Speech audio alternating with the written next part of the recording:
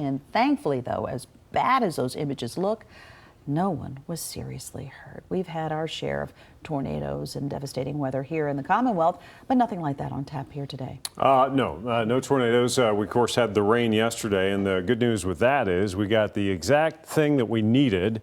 We're under a drought, and we got we picked up between about an inch or two of rain. We'll talk about those amounts in a second.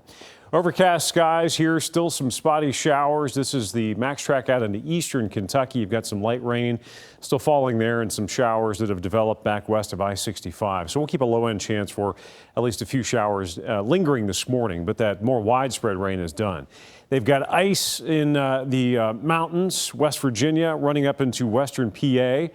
There's State College, and of course, back towards Pittsburgh, it's switched over to rain, but the potential for ice accumulation from freezing rain, the severe threat shifted into North Florida and southern Georgia early this morning. And of course, you've still got that blizzard raging across the upper Midwest. Anywhere between about 1 to 2 feet of snow still expected for parts of Wisconsin, Minnesota. And here we are between the two, and we're not seeing the ice, the severe weather, or the snow. We're talking about rainfall amounts that over the past 48 hours, it's spread out to show you that, amounted to between about 1 to 2 inches of rain is expected, and there were some pockets of higher totals there.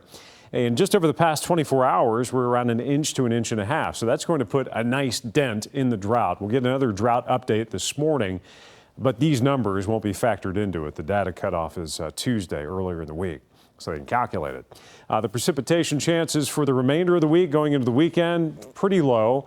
You've still got it registering, though, because we could see some flurries or sprinkles around with just a hint of moisture. You've got that Great Lakes, western Great Lakes low that's causing all the ruckus up there with winter weather, and you've got another secondary low in this long stretched out occluded front. Just a wide-ranging system that is slowly going to work its way off to the northeast and out of here by the weekend. But in its wake, we've got colder air that is wrapping in, and you'll feel the impact of that into the weekend as well. Not significantly colder compared to where we're heading potentially before Christmas, but definitely colder.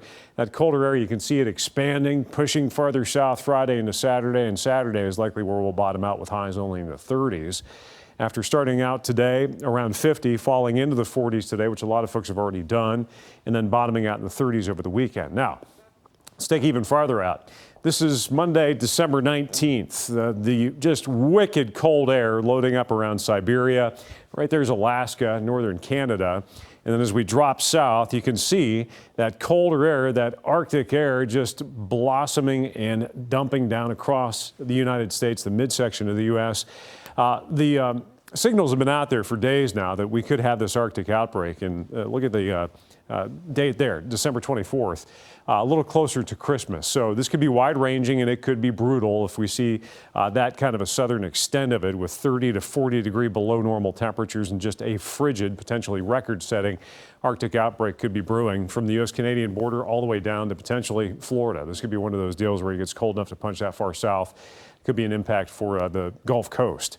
And the 6 to 10 day temperature outlook still backing that up with this broad area of anomalously cold air heading our way. So Merry Christmas, right? 50 degrees, mostly to partly cloudy.